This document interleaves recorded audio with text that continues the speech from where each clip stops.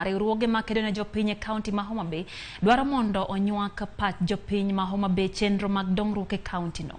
Jakom riwruoge Matthews Owilio kwa jopiny e kaunti ma Homa Bay mondo wuog oko kendo gol pachgi ewi chenro mag dongruok e kaunti no. Ka omedo ni pachgi ni kod mbi miwuoro chenro duto mag dongruok ma ibiro keti e budget mar piny owacho mar kaunti no.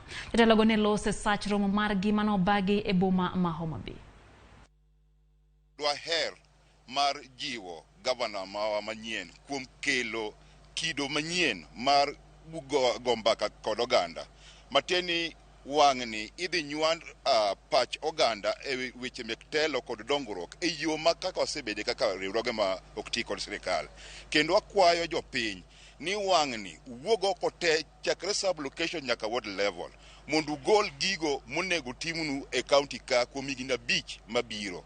Tudre uru kod assistant chiefs kod ward administrators marwa kod MCS mondo ng'ini to MCA no chikang'o monego timnegi to governor be no chikang'o monego timnegi to ariw parogi e ward level ka mondo ang'i kako nyalo biro gi chenro mong'ith. Koro CIDP ni e menyu molosi madwa ng'iyo ni to ang'owa gin dongruoge mage midwa tim Homa Bay. Koro adwa kwayo jopiny ni ikelo gini ne un mondo mi ugolie pachu. Gol pachi kendo jotelo mochung' ne weche mag CIDP temuru mondo mi wachak gi piny mogik kabisa ma en village. Nitie ji ma samoro ok odhi sikul to gin kod rieko ma ging'eyo, gisebedo kanyo, gisebedo ka gipuro, gisebedo ka gitimo gik moko. Koro migi thuolo mondo mi gigol pachgi. Kendo wan wa champion weche mag inclusivity, obed mine, obed youths, obed joma nigi ng'ol mopogore opogore.